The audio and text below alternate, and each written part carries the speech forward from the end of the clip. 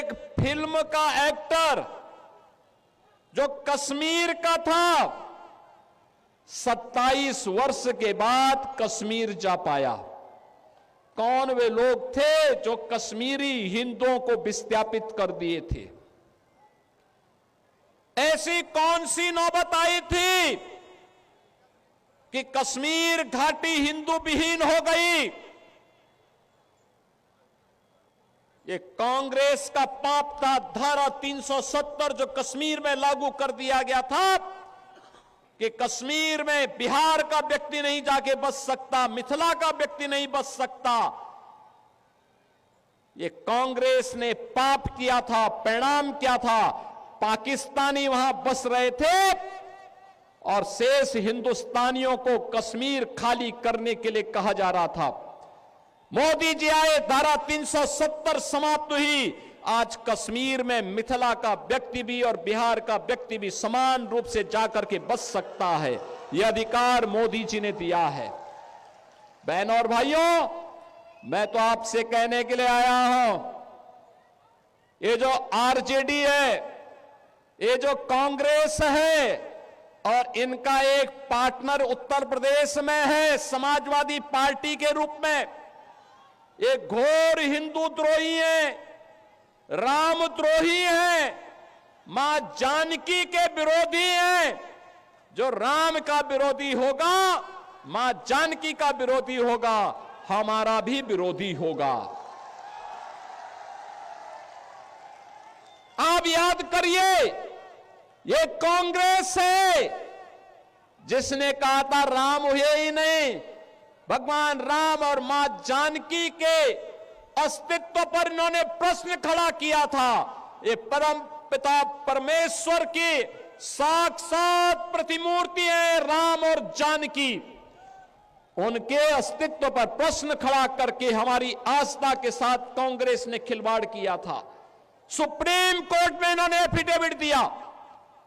बहनों और भाइयों, एक और इनके द्वारा सुप्रीम कोर्ट में दिया गया एफिडेविट और दूसरी तरफ अयोध्या में राम मंदिर के रथ को रोकने का काम किया, करने का पाप किया था आरजेडी ने। इसी बिहार की धरती पर दंगों की आग में झोंकने का काम किया था और समाजवादी पार्टी ने अयोध्या में राम भक्तों पर गोलियां चला करके पूरी अयोध्या को लहूलुहान करने का पाप किया था। बहनों और भाइयों, आपने गांधी जी के 3 बंदरों के बारे में सुना होगा। गांधी जी के 3 बंदर थे। गांधी जी ने तो उनको उपदेश दिया था, बुरा मत देखो, बुरा मत सुनो और बुरा मत बोलो। लेकिन आज इंडी गठबंधन के 3 और बंदर आ गए। ये 3 बंदर पप्पू, टप्पू और अप्पू के नाम पर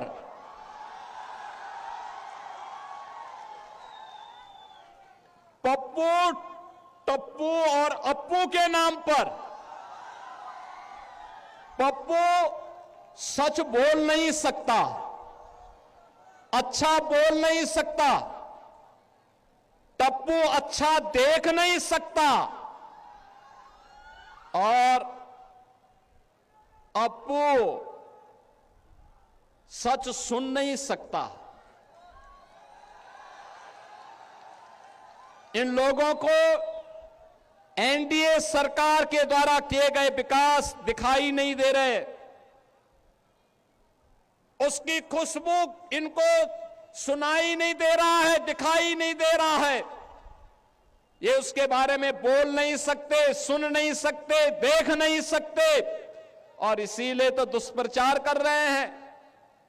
आपने देखा होगा कांग्रेस के नेता राहुल जी जब भी कहीं जाते हैं भारत के खिलाफ बोलते हैं, भारत के खिलाफ बोलते हैं, भारत को अपमानित करते हैं, विदेशी आक्रांताओं को महिमा मंडित करते हैं और ये सभी ये जो तीन इंडी गठबंधन के तीन बंदरों की जोड़ी है, बहनों और भाइयों, ये तीन बंदरों की जोड़ी ये बिहार में खानदानी माफियाज को गले लगा करके अपना शागिर्द बना करके बिहार की सुरक्षा में सेंध लगाने का काम कर रहे हैं।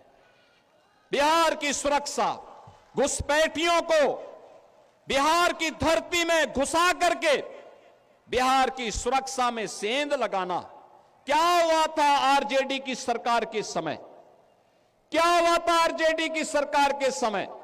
बहनों और भाइयों, आरजेडी की सरकार के समय में यहां पर बिहार के अंदर 70 से अधिक नरसंहार की घटनाएं हुई थी। 70 से अधिक नरसंहार की घटनाएं। इन्होंने जातीय संगठन खड़े किए थे। बिहार में जाति को जाति से लड़ाते थे, पर्व और त्योहार नहीं होने देते थे, बेटी असुरक्षित, व्यापारी असुरक्षित, नौजवान के जीवन के साथ खिलवाड़, कट्टा बंदूक लेकर के बिहार की पूरी व्यवस्था को इन्होंने धूमिल करने का काम किया था। बहनों और भाइयों, मैं आप सबका आह्वान करूंगा, याद करना, जब भी आरजेडी कांग्रेस का इंडी गठबंधन बिहार के अंदर आया है, बिहार में दंगों की आग फैली है, जातीय नरसंहार हुए हैं, लूटपाट की एक नई अपसंस्कृति ने जन्म लिया है, यहां पर अपहरण एक उद्योग बना है।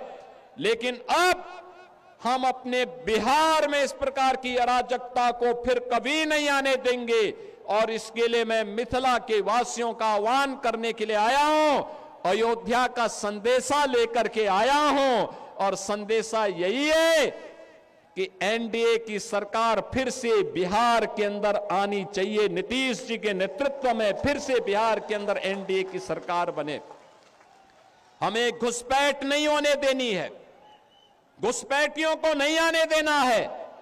जैसे कश्मीर में धारा 370 को समाप्त करके कश्मीर में पाकिस्तानी तत्वों को मार मार करके खदेड़ करके बाहर किया गया है, ऐसे ही हम अपने सीमावर्ती क्षेत्रों में घुसपैठियों को निकाल करके बाहर करके और जो भी आपराधिक गतिविधियों में लिप्त होगा उसकी संपत्ति को जब्त करवा करके गरीबों में बंटवाने का काम भी करने का काम एनडीए की सरकार करेगी। बहनों और भाइयों, मैं तो आपसे ही कहने के लिए आया हूं, यही अंतर है आरजेडी और कांग्रेस में और एनडीए में। एनडीए सुशासन की बात करती है और करके दिखाती है, एनडीए विकास का कार्य करती है, एनडीए विरासत का सम्मान करती है, एनडीए बहन बेटियों की सुरक्षा, नौजवान के लिए रोजगार, किसान के लिए सम्मान निधि, श्रमिकों के सम्मान का कार्य और उनके स्किल डेवलपमेंट का कार्य करती है। तो आरजेडी और कांग्रेस के लोग अपहरण को उद्योग बनाते हैं, पेशेवर माफिया को अपना शागिर्द बनाते हैं और इसीलिए तो इन पेशेवर माफियाओं को उपचार हम लोगों ने निकाला है उत्तर प्रदेश में इनकी छाती में बुलडोजर चला करके। आज उत्तर प्रदेश माफिया विहीन हो चुका है। आज उत्तर प्रदेश अपराध से मुक्त हो चुका है। आज उत्तर प्रदेश में न दंगा है और न ही कोई अपराध। यूपी में अब सब है चंगा, यूपी में कोई समस्या नहीं, पर्व और त्योहार के पहले कोई दंगा नहीं होता है, क्योंकि दंगाई को मालूम है दंगा करेगा तो जो उसने लूटा है वह तो जाएगा ही जाएगा, अगर खानदान ने कहीं से कुछ कमाया है वह भी सब जाएगा। जब एनडीए विजयी होगा, एनडीए विजयी होगा, बिहार विजयी होगा। एनडीए की विजय बिहार की विजय के साथ जोड़ करके देखना होगा और इसके लिए बहनों और भाइयों, बटेंगे नहीं, कटेंगे भी नहीं। याद करना, बंटे थे तो कटे थे, बटेंगे नहीं तो कटेंगे नहीं, एक रहेंगे तो सेफ भी रहेंगे।